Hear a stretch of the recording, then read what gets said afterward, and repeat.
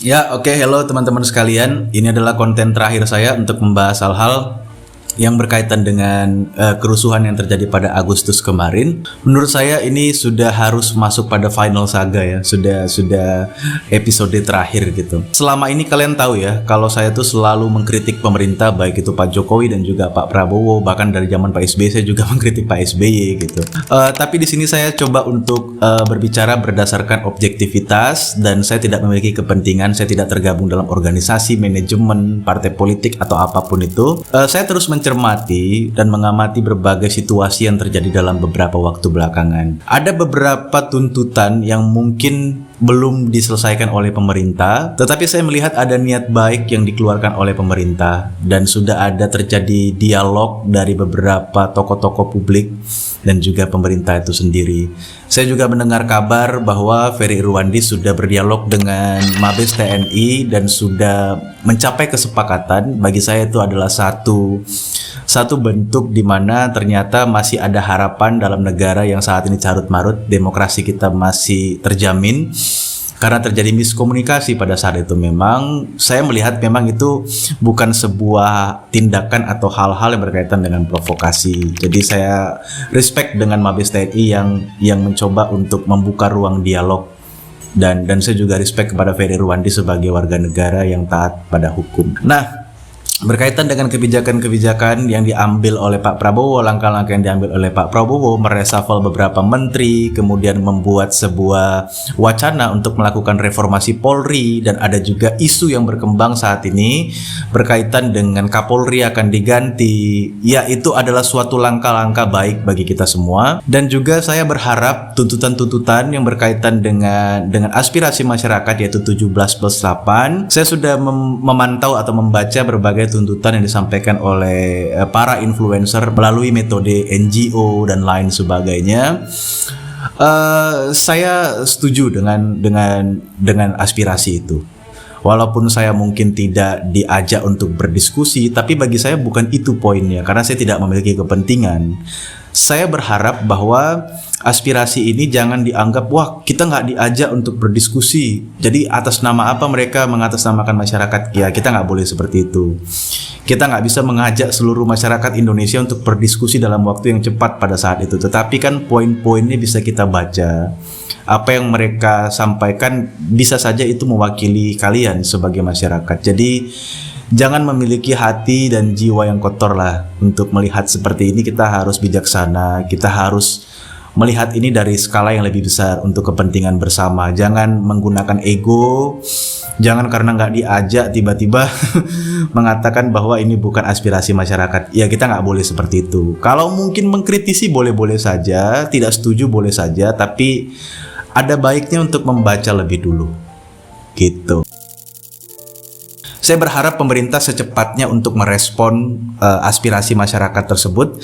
Dan yang paling terpenting dari semua ini, coba kita lupakan berkaitan dengan Ferry Irwandi yang kemarin itu sempat ingin dilaporkan oleh TNI dan lain sebagainya.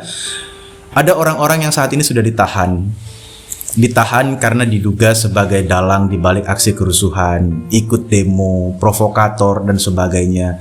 Nah, coba pemerintah mencermatilah orang-orang yang apakah benar mereka itu adalah provokator, apakah benar mereka adalah orang yang terlibat dalam kerusuhan. Adik-adik mahasiswa itu memiliki masa depan yang panjang. Mereka masih memiliki harapan untuk kehidupannya di masa-masa yang akan datang. Ada orang tua yang menunggu mereka di rumah, ada adik, ada kakak, ada keluarga yang cemas melihat mereka terus ditahan. Maka itu coba lebih serius dan fokus concernnya di sini gitu loh. Bagaimana mereka bisa cepat keluar. Yang provokator silakan, mau ditangkap, mau diadilin, itu urusan lain. Tetapi mahasiswa yang menyampaikan aspirasi, baik itu aliansi mahasiswa, buruh, ojol, masyarakat sipil yang memang murni ingin menyampaikan aspirasi, mereka tidak terlibat kerusuhan, itu coba dipisahkan dan dicari jalan tengahnya supaya mereka itu bisa keluar, kembali berkumpul kembali dengan keluarganya. Bisa saja ada anak yang menunggu, istri yang menunggu, ada keluarga yang menunggu mereka. Jadi Coba kita sebagai pemerintah itu bersikap humanis kepada orang-orang yang ingin menyampaikan aspirasi kepada pemerintah gitu. Itu fokus yang harusnya secepatnya untuk dilakukan, dan kalau bisa ini menjadi aspirasi yang terus disuarakan gitu loh. Jangan kita berhenti hanya kepada satu orang saja, tetapi kita harus menyelamatkan orang-orang yang saat ini masih ditahan.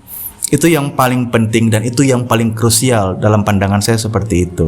Bahwa Pancasila itu adalah benar-benar satu dasar yang dinamis, satu dasar yang benar-benar dapat menghimpun segenap tenaga rakyat Indonesia, satu dasar yang benar-benar bisa mempersatukan rakyat Indonesia itu untuk bukan saja mencetuskan revolusi, tetapi juga mengakhiri revolusi ini dengan hasil yang baik. Oke, kita akan masuk dalam segmen terakhir dalam konten ini. Saya akan fokus kepada teori-teori konspirasi dan narasi-narasi spekulatif yang berkembang dalam beberapa waktu belakangan. Jujur saya melihat saat ini sosial media X itu seperti sarang monyet. Kalau selama ini disebut sebagai orang-orang yang berpendidikan, orang yang berliterasi, justru saya melihat bahwa X ini saat ini sudah diisi oleh orang-orang yang tidak berpendidikan. Dalam pandangan saya seperti itu. Tidak ada bedanya dengan sosial media lain karena mereka berbicara berdasarkan teori-teori konspirasi yang spekulatif, sangat liar sekali, bahkan tidak ada buktinya gitu.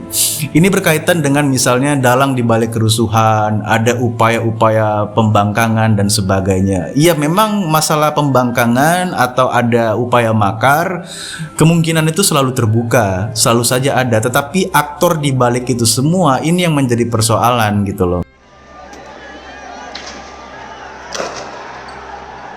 Banyak yang menduga dan menuduh bahwa dalang di balik kerusuhan ini adalah geng Solo.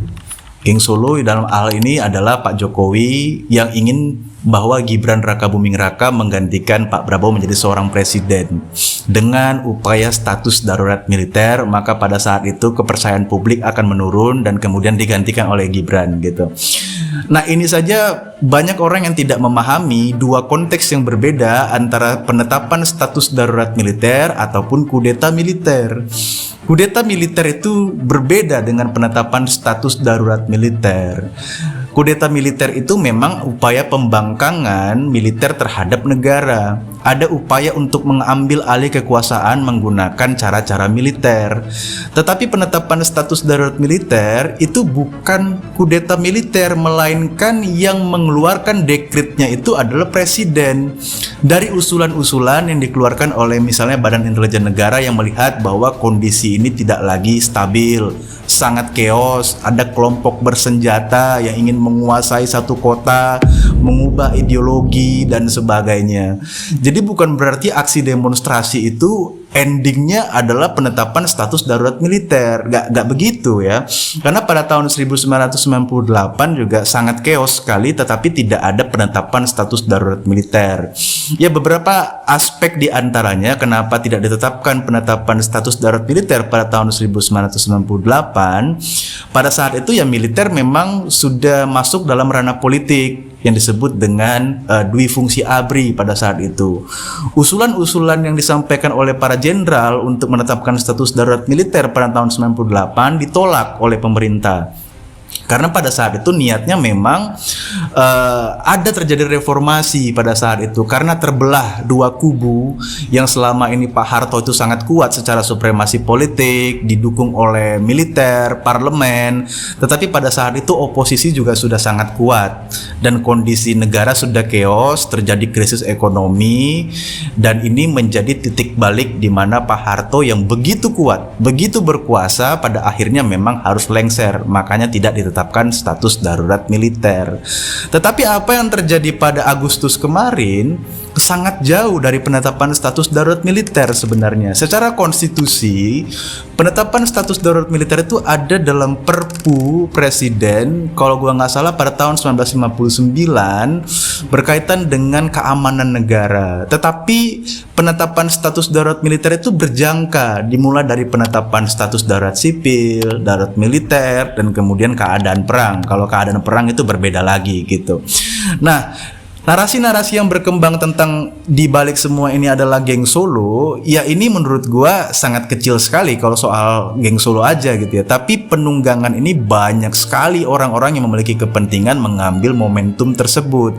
Walaupun memang tidak menutup kemungkinan bisa saja seperti itu, tetapi kalau hanya tentang geng Solo enggak lah, itu terlalu kecil.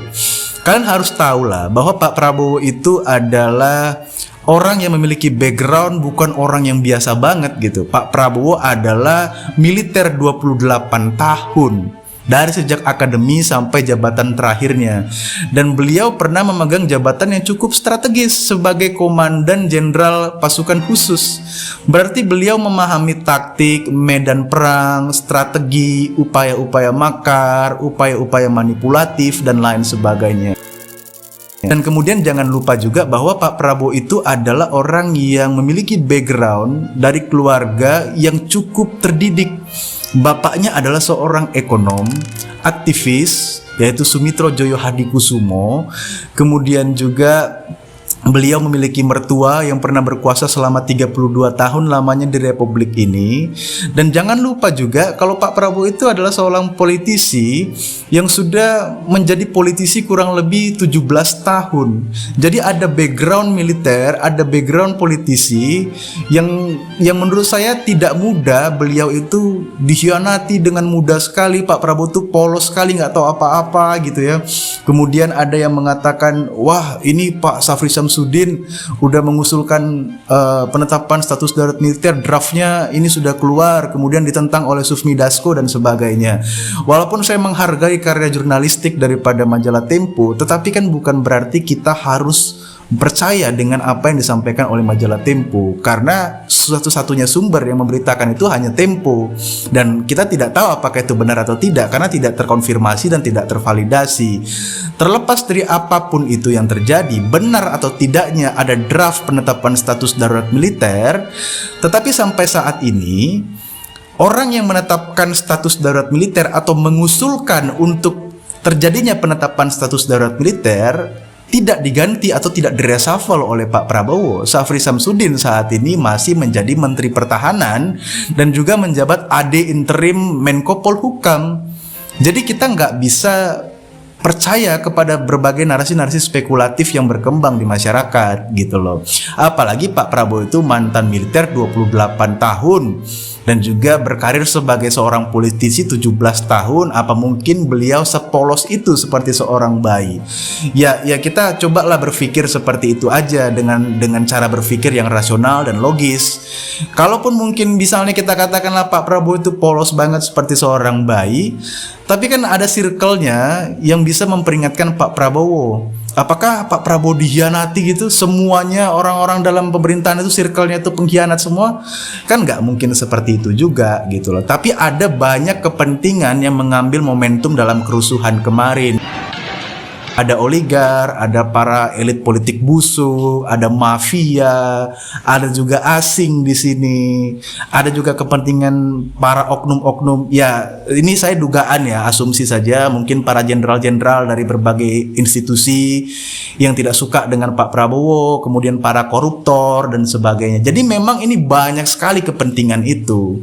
Tapi kalau kita berbicara tentang geng Solo, misalnya karena penetapan status darurat militer kemudian digantikan oleh Gibran, secara konstitusi itu tidak bisa. Itu tidak bisa. Poinnya sangat lemah sekali.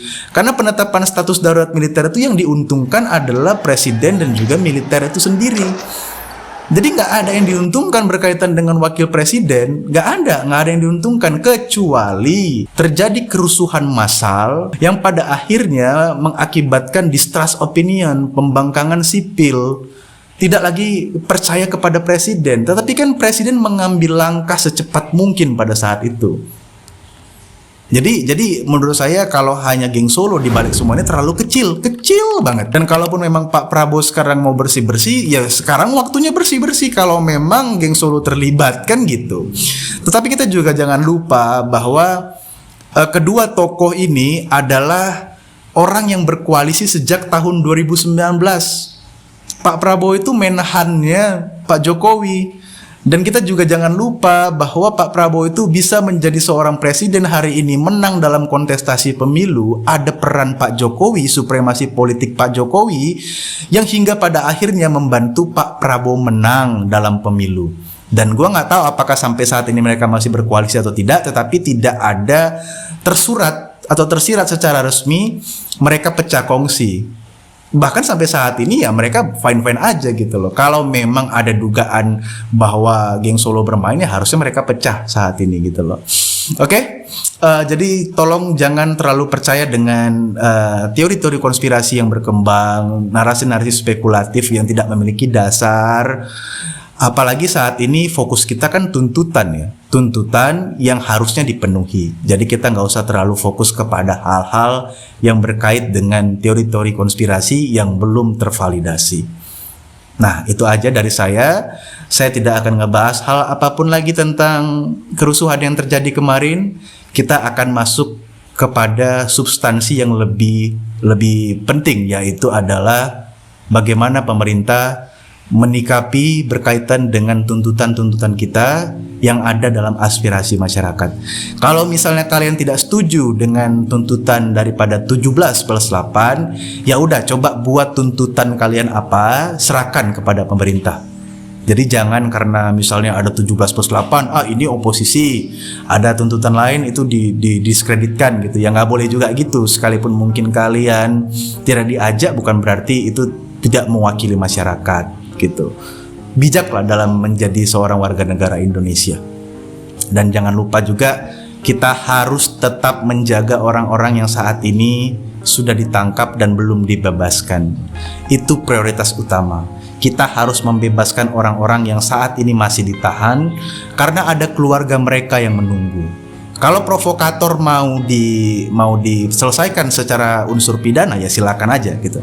Tetapi kalau orang-orang yang murni ingin menyampaikan aspirasi kemudian ditahan dan sampai saat ini belum dibebaskan, itu memang harus kita perjuangkan. Karena mereka memiliki masa depan, mereka memiliki keluarga, mereka memiliki anak yang harus ditanggungjawabin, ada istri yang menunggu mereka. Maka itu sebagai manusia yang memiliki moral dan empati, kita harus fokus secepat-cepatnya untuk mengeluarkan mereka. Nah, terima kasih teman-teman semua yang sudah menonton. Semoga kita ketemu dalam keadaan yang baik-baik saja dalam beberapa waktu ke depan.